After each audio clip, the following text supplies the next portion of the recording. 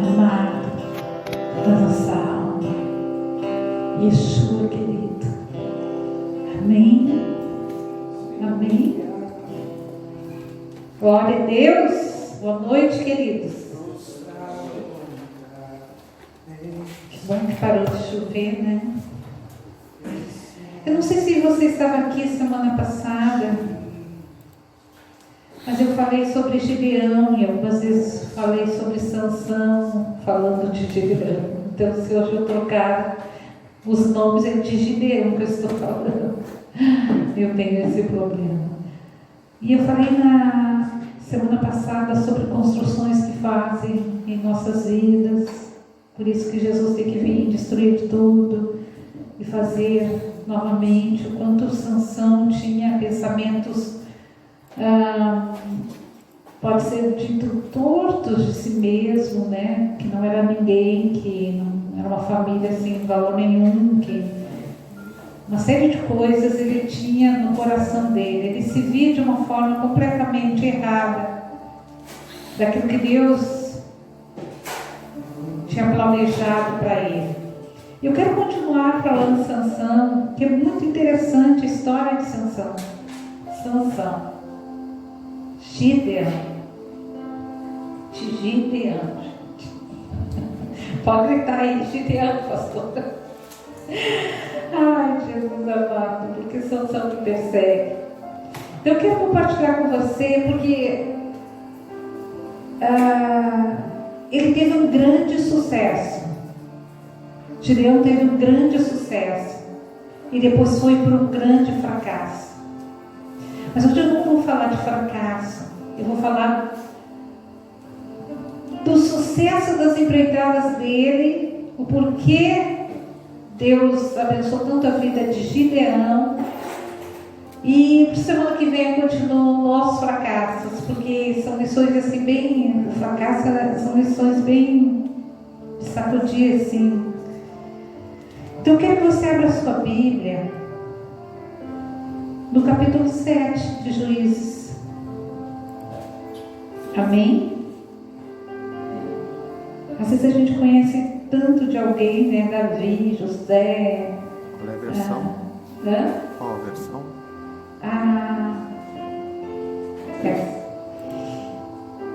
E Gideão nos dá tantas lições. E tem partes da vida dele que são pouco conhecidas. E é muito importante. Eu me deparei um pouco em cima de Gideão semana passada, essa semana. E tem grandes coisas para se aprender. Então diz assim o 7. Eu gosto de ler desde o início, tá, gente? Juízes 7. Juízes, capítulo 7. Jerubbaal, isto é, Gideão, e todos os homens que estavam com ele se levantaram de madrugada e foram acampar perto da fonte de Arode. O acampamento dos midianitas ficava no vale, ao lado norte, perto do monte Moré. O Senhor Deus disse a Gideão: você tem gente demais, e por isso não posso deixar que vocês derrotem os midianitas. Se eu deixasse, vocês poderiam pensar que venceram sem minha ajuda. Anuncio ao povo o seguinte: quem estiver com medo, que saia do monte de Gilboa e volte para casa. Gideão anunciou e 22.000 homens voltaram. 22.000 homens voltaram com medo, mas 10.000 ficaram. E o Senhor disse a Gideão: ainda é gente demais, leve todos até as águas, e ali eu separarei os que irão com você. Se eu disser que um homem deve ir com você, ele irá. Se eu disser que outro não deve ir, ele não irá. Aí Gideão fez com que os homens descessem até as águas, e o Senhor Deus lhe disse: todos os homens que lamberem a água com a língua, como fazem os cachorros, devem ser separados dos que se ajoelharem para beber. 300 homens juntaram a água das mãos e lamberam. Todos os outros se ajoelharam para beber. Aí o Senhor disse a Gideão: Com esses 300 homens que lamberam a água, eu libertarei vocês e lhe darei a vitória sobre os midianitas. Diga aos outros que voltem para casa. Então Gideão mandou todos os outros israelitas para casa, menos aqueles 300. Mas estes ficaram com toda a comida e todas as cornetas. O acampamento dos midianitas estava abaixo deles no vale. Naquela noite, o Senhor Deus disse a Gideão: levante-se e ataque o acampamento dos midianitas. Eu já dei a vitória a vocês, mas se vocês tiverem medo de atacar, desça até o acampamento deles, leve junto por ar o seu ajudante. Você vai ouvir o que eles estão dizendo, então terá coragem para atacar o acampamento. Vou parar por aqui. Eu gosto de ler tudo, né? Mas vou parar por aqui.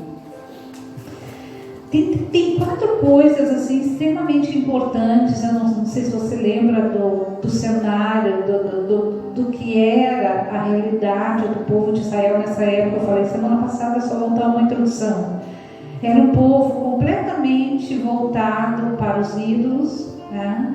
Eles deixavam o Senhor e Deus daí deixava que os inimigos atacassem ele. Então é uma sucessão de juízes que Deus levantava para libertar o povo. E Gideão foi um desses juízes. Mas o plano de fundo, o contexto, a história era muito triste, tanto no período de reis quanto de juízes, porque o povo logo se desviava e ia para os ídolos que tanto Deus não gostava, porque o povo de Israel, ele era a esposa de Deus.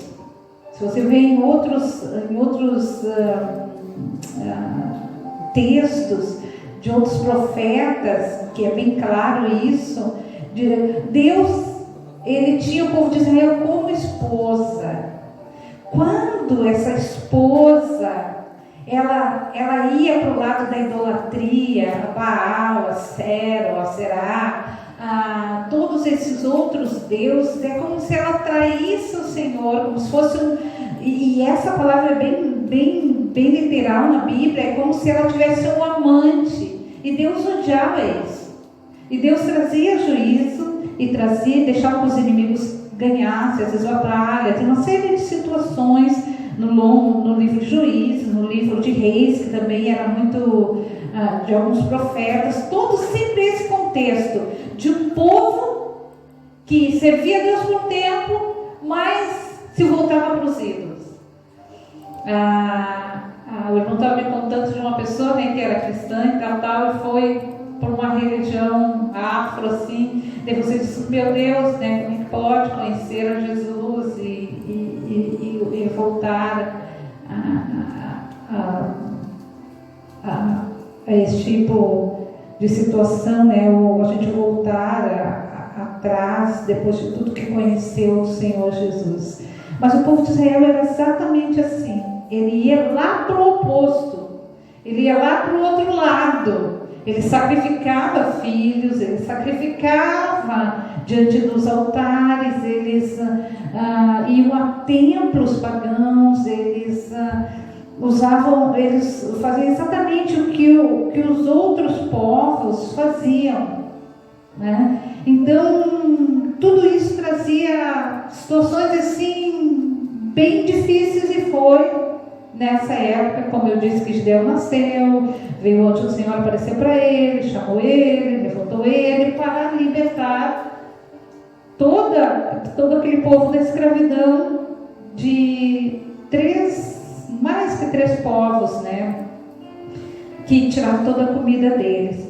Então, quando Deus levanta e dá as orientações e diz tudo aquilo, e ele faz, como eu disse semana passada, ele ainda faz aquele teste com se é tu mesmo que está falando, eu vou botar uma lãzinha lá, um lã de ovelha, se estiver molhado, e a lã estiver molhado, redor seco, tu que estás falando, depois fez de novo ao contrário, se a lã estiver seca, e tu de volta molhada, tu que está falando. Ele fez várias coisas assim para ter certeza que era Deus que estava falando com ele.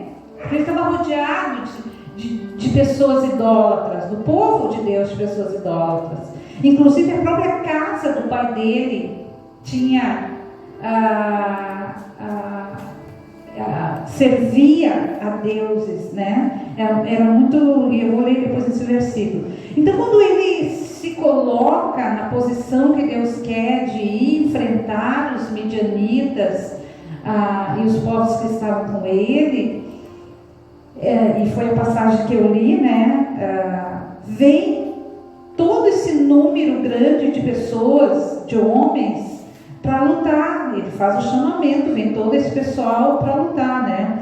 E 22 mil, mais 10 mil, 32 mil homens, né? Para lutar contra os midianitas. Só que a Bíblia fala que os midianitas, eu vou ler esse versículo, eram como gafanhotos. Um bando de gafanhotos, era muito povo.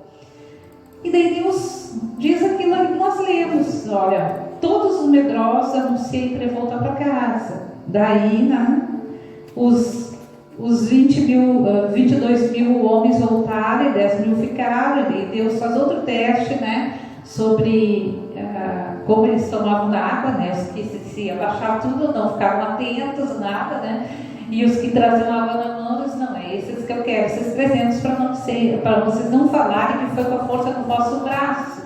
E aqui já tem um aprendizado que tudo que nós fazemos não deve ser dito, é a força do meu braço, é o meu conhecimento, é eu que sou bom. Não, se nós somos bons em alguma coisa, é Deus que nos dá, tudo é Deus que nos dá, tudo é Deus que nos capacita, em qualquer área da nossa vida, né? Deus nos capacita, tem um propósito para isso, né? Não somos nós. Então, a primeira coisa do sucesso, assim, eu não gosto de usar a palavra sucesso, de ter dado certo, é que ele ouvia cuidadosamente a palavra de Deus. Deus falava, ele ouvia, nessa parte da vida dele. Ele ouvia. Então, quando Deus diz assim para ele, se eu disser que um homem deve ir com você, ele irá. Se eu disser que o outro não deve ir, ele não irá. Então, ele ouvia. E Gideão, segundo, que isso na época era raro entre os filhos de Israel, porque todo mundo, a maioria, né, servia a outros deuses. Então, ouvir ao Deus do céu era algo raro. Parece para nós assim estranho ouvir isso, mas naquele contexto, nessa época da história, era raro isso acontecer. Então Gideão, ele ouvia, quando Deus chama ele ouvia atentamente o que Deus falava. E ele não só ouvia, em segundo lugar, ele obedecia a palavra de Deus e agia por meio dela. Então tudo que Deus dizia, ele fazia.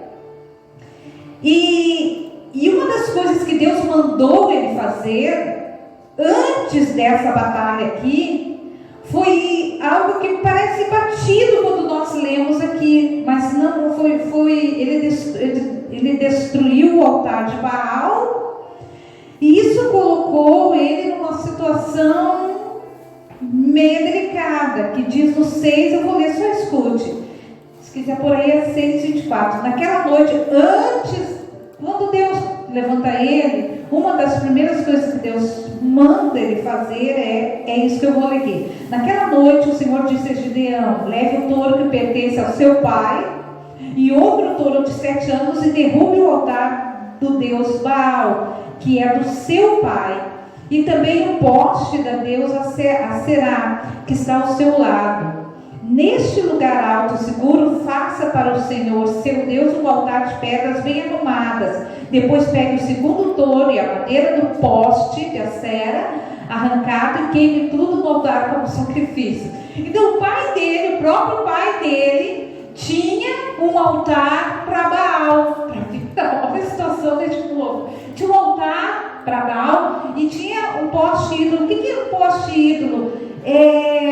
Um totem. Um totem, uma palavra bem, eu acho que todo mundo sabe o que é totem, né? É uma escultura alta, tipo um poste, como diz ali, um poste da carranca lá da cara do ídolo lá. Era isso, tá? Mas o pai dele tinha isso no monte ali. E Deus manda assim: tu vai lá e destrói o altar de Baal e tira o poste ídolo de Acera, mesmo a Deus lá de Elias, que também ela é falada, e pega um dos touros, né? O touro, Deus deixa bem especificado ali o touro, e queima como sacrifício, usa a lei do poste, uma coisa assim absurda na época. Gideão levou 10 homens dos seus empregados, 10 homens que ele tinha dos seus empregados, fez o que o Senhor tinha dito. Porém, como estava qual era o problema de Gideão? Medo da sua família e do povo da cidade. Em vez de fazer isso de dia, fez de noite.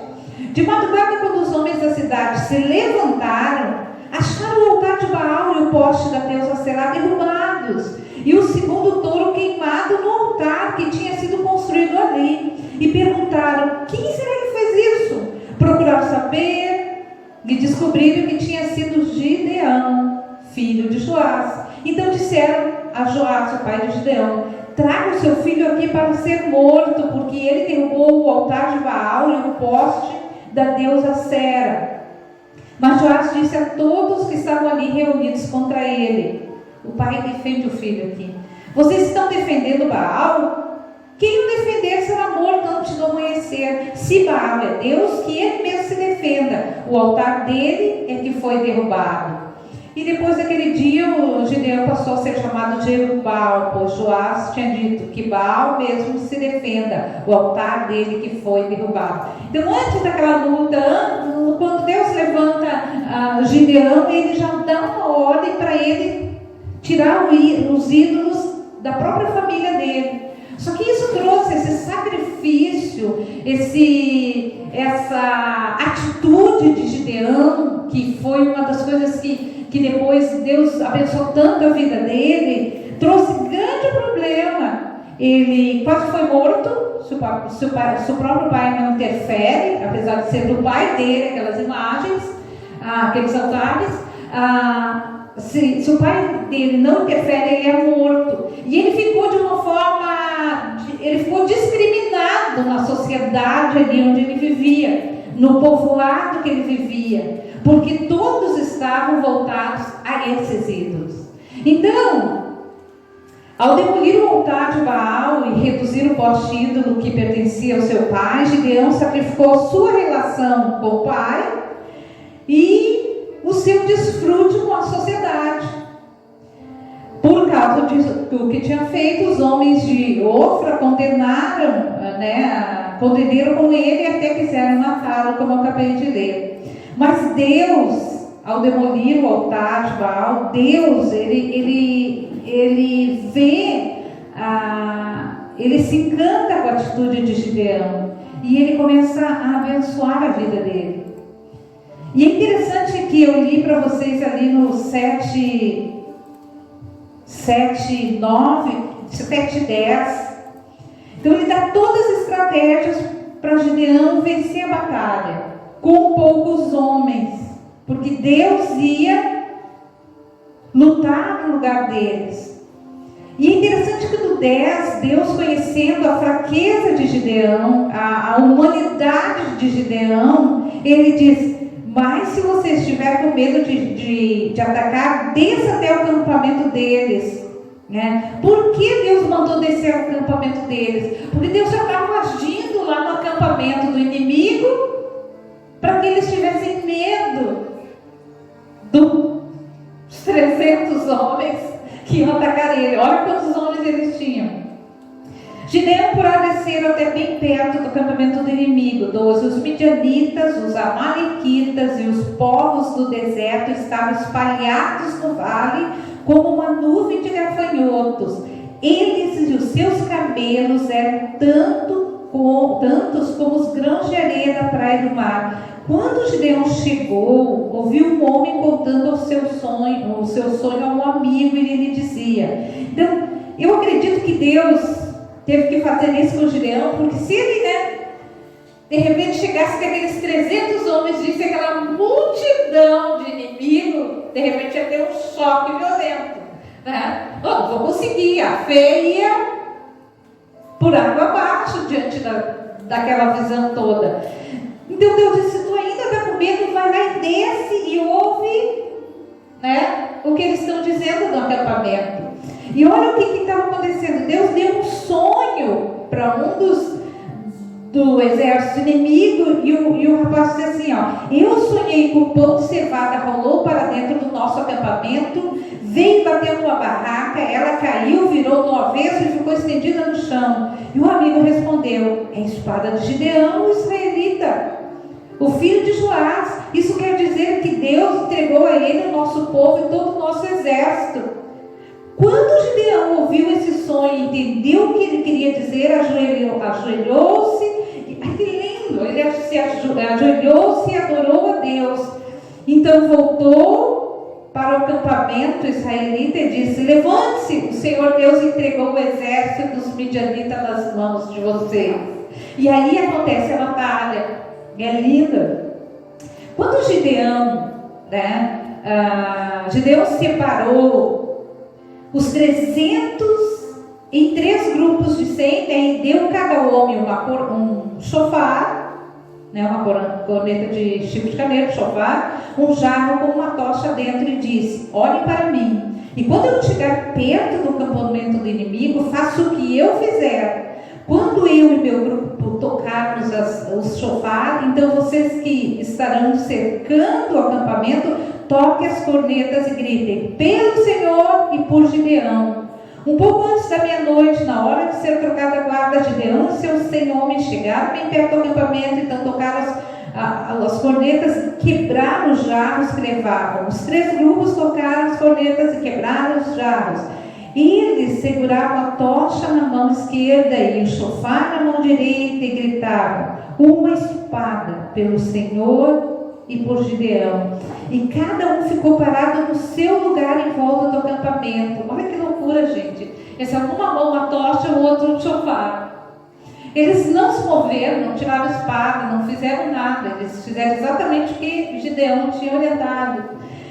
E cada um ficou parado no seu lugar em volta do acampamento. Então todo o exército inimigo fugiu gritando. Enquanto os 300 homens tocavam as cornetas, o Senhor fez com que os homens do acampamento atacassem uns aos outros com as suas espadas.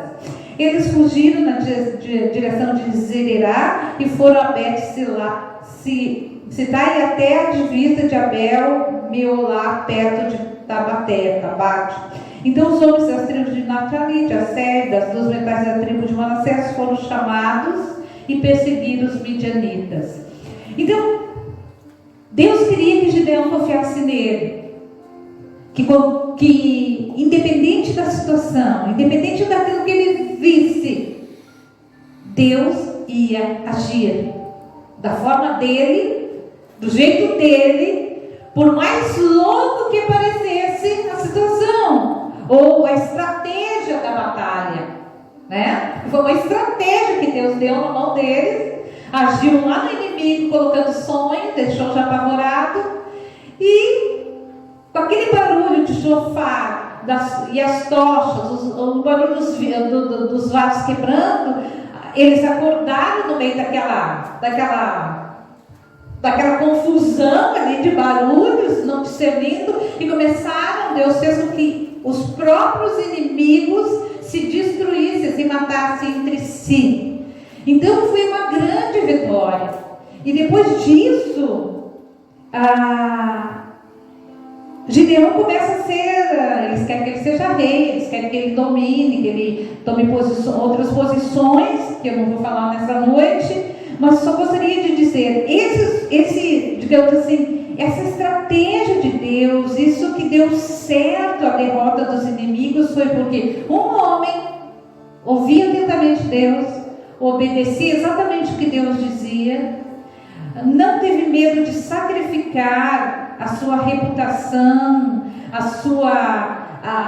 o seu lugar na sociedade. No caso, ele ficou nessa época, nessa situação que ele pega e destrói os ídolos do pai, que ele quase perde a vida. Ele não teve medo de nada disso. Deus falou e ele fez. O que a obediência traz, né? O que a obediência pode trazer para as nossas vidas. Porque eu posso ouvir a Deus, mas não fazer nada. Eu posso conhecer tudo que Deus está dizendo através da sua palavra ou diretamente aos meus ouvidos, mas posso não tomar posição. Deus está falando comigo. Amém, Deus está falando comigo, mas eu estou fazendo aquilo que Deus está falando? Então, tanto ele ouvia, quanto ele obedecia, quanto ele sacrificava, para que Deus pudesse realizar o seu propósito na vida dele. E não é diferente de nós. Nós temos inimigos, só que espirituais. Não são inimigos, cara. Nós não lutamos contra nem carne nem sangue. Nós lutamos contra as forças espirituais das trevas. Nós entendemos, e Jesus quer dar clareza disso nos evangelhos, dos nossos inimigos espirituais, de uma batalha espiritual, de situações que o inimigo está agindo. E o que nós temos que, além de conhecer o que Jesus diz, obedecer a que Jesus diz, e outra coisa é tirar qualquer ídolo da nossa vida, né? E renunciar às coisas que muitas vezes são propostas para nós, são colocadas para nós, e a gente diz: não, eu vou fazer aquilo que o meu Deus quer. E com certeza Deus vai poder cumprir o seu propósito em nossas vidas, seja ele qual for. Então, aprenda a ouvir, a obedecer, a não se preocupar com a reputação, a sacrificar, se for preciso, para que o propósito de Deus se cumpra, aquilo que Ele quer se cumpra. E eu gosto sempre de lembrar, muitas coisas nós não precisamos passar, nós passamos de teimosas ou de cabeça dura, porque não queremos obedecer. Somos como filhos, às vezes, adolescentes ou crianças empurradas, que batem o pé e não querem obedecer ao pai. Ou adolescentes rebeldes, que querem saber mais que o pai. Ou adultos que acham: mas isso? Para que obedecer isso? Eu não preciso fazer isso. Né? Então, todas as áreas da nossa vida, nós temos uma tendência a querer fazer do nosso jeito, da nossa maneira, daquilo que nós já conhecemos, daquilo que nós já dominamos.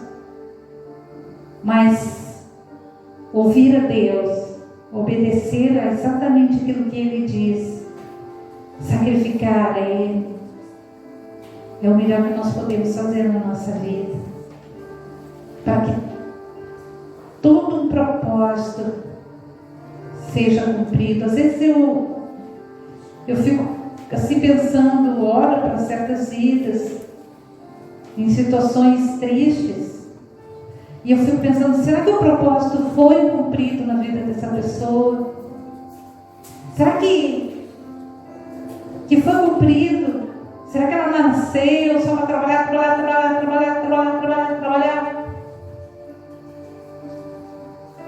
Trabalhar para pagar conta, comer, todo mês, trabalhar para pagar conta, comer, trabalhar para pagar conta, comer. Depois chega, perto da morte. Será que a pessoa cumpriu o propósito? Eu questiono essas coisas, eu pergunto, eu quero até diante de Deus, eu falo isso: Senhor, é isso? Porque nós somos feitos com habilidades especiais. Se eu fosse cantar no lugar de Samuel, você sair correndo. Eu não posso estar com o microfone muito perto. Eu sou um fracasso cantando. O pastor sempre, acho que ele construiu isso em mim. Ele disse que não existia nota para que eu pudesse cantar. Ele sempre disse isso. Chama fazendo horror de cantar. Apesar de amar cantar em casa, eu canto, chuveiro eu canto, e não estou nem aí, mas dirigir. Como? Samuel pega ali, começa a dedicar, emenda uma na outra, e vai. E se tiver acompanhamento, tem, se não tiver, não tem. Se cai uma corda do violão, continua. E vai emendando e vai unindo canções. Por mais que eu ame cantar, eu não tenho esse dom. Mas Deus me deu habilidades. E eu olho para cada um de vocês, olho para cada um da igreja e fico pensando: que propósito tem? O porquê Deus deu isso? O porquê tem habilidades nisso? O que isso serve para o reino? Porque Deus fez as pessoas desse jeito, desse outro jeito, dessa outra maneira, e distribuiu os ministérios. Mas para que a gente descubra e fique no lugar certo, para Deus agir através de nossas vidas, nós temos que conhecer a voz dele, ouvir ele, obedecer ele. Vai ter sacrifício. Gideão teve que destruir os ídolos lá. Muitas vezes nós temos tantos ídolos, né? A gente enche a boca e diz: eu não sou idólatra, tanto que nem aqueles que vão para as esquinas largar alguma coisa, ou diante de um santo carregando, ou diante. Mas a gente tem tantos ídolos. A gente torna coisas, ídolos para nós. Mexe em tudo, mas não mexe nisso aqui. Deus não pode fazer tudo, mas não mexe naquele lado. Isso o que é? Nada mais é do que um ídolo que a gente tem, algo que não pode ser mexido, que Deus não pode nem tocar. Tudo menos isso. Então, uma das coisas que eu queria, eu penso muito neste ministério, em termos assim, cada um no seu lugar, cada um fazendo aquilo que Deus destinou para que aquela pessoa realizasse. Tanto aqui dentro quanto fora daqui nos seus trabalhos. Às vezes eu olho para a Regina e penso: eu jamais poderia ser uma enfermeira. Se eu olho o sangue, eu desmaio, gente. Eu amoleço as pernas e vou para o chão. Eu já deixei o pastor um dia sangrando assim. Bento Gonçalves, o homem estava arrancando os pregos de uma madeira na garagem, a garagem era embaixo, assim, e a gente subiu esse carro, nós morávamos assim. E ele foi puxar, nem sei se era com o pé de carro, o que era aquilo, e saltou numa veia dele, assim, começou a jorrar sangue. Eu me dei um troço, e ele só disse: me traz aqui uma coisa para amarrar, mais o que ele pedia. E eu entrei em pânico vendo aquele sangue. Eu chamava os irmãos da igreja. Chamei minha irmã, que namorava bem no centro de Bento Gonçalves, morando em alguns bairros, mas essa época era bem no centro. E eu chamei que levasse ele, eu não tinha raciocínio para pegar uma faixa até correr ali no hospital que era perto, alguma coisa. Eu não tinha nenhum raciocínio, como se eu tivesse assim 3 anos de idade. Eu acho que 3 anos eu ainda corria para alcançar. Então são coisas que eu fico pensando: meu Deus, sabe? E tu tá na sala de cirurgia, vem abrir isso, abrir aquilo, tirar isso, botar aquilo, botar isso, arrancar aquilo. Eu vomitava, desmaiava, distribuchava. Já outras coisas, não. Então eu fico pensando como Deus determinou coisas em nós com propósitos para cada um atuar numa área. E isso é maravilhoso, como foi na vida de Gideão. Deus levantava juízes de tempo em tempo com determinadas características para atuar no tempo certo, como profetas, como tantos outros, como os reis e uma série de coisas. Que você nessa noite pode pensar nisso: eu ouço a Deus, eu obedeço a Deus. Se tiver que sacrificar, eu sacrifico. E afinal de contas, eu estou dentro do propósito ou não estou? Ou eu só me preocupo com trabalho, com pago as contas, vem outro mês, vira um mês, tem os caminhos para pagar, os contratos para fazer, e assim vai. Eu sempre vou deixando aquilo que eu sei, porque a gente sabe. Deus ministra, o Espírito ministra em nossos corações. Mas eu sempre vou deixando, não, deixa para mais tarde, deixa para o mês que vem, deixa para o outro que vem, outro que vem eu posso. Deixa para depois, quando me aposentar, quando não tiver isso, quando não tiver aquilo. E a vida vai passando. E de repente a vida dá uma sacudida na gente. E eu me pergunto, e aí? Vamos colocar em pé nessa noite? Às vezes o pastor diz assim, Márcia, chama aquela pessoa para vir pregar. E eu disse, se eu chamar, vai desmaiar.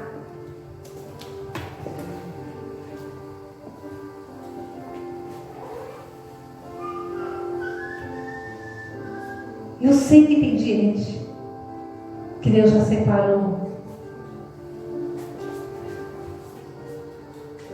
Mas às vezes Deus precisa sacudir. Como um dia sacudiu a mim, como já sacudiu você algumas coisas, muitas coisas, nós estamos no reino, quantas coisas. Mas pensa, por que será que Deus deu mão habilidosas para você, que parece tão natural para você, mas outro em teu lugar não daria conta? Uma inteligência, alguma coisa que talvez você pense, todo mundo faz isso, é natural. Não é, nem todo mundo faz. Pense. E diz, Senhor, eu estou aqui para sacrificar, se preciso for, a minha reputação, tudo que eu tenho, para te servir. Esse é o sentido da vida. Fazer o que Deus quer. Porque Ele sempre quer o melhor para nós, né? Os planos dele são sempre melhores que os nossos, com certeza. A Bíblia é clara nisso, nos planos de Deus. Pai, nós queremos colocar nossas vidas em tuas mãos.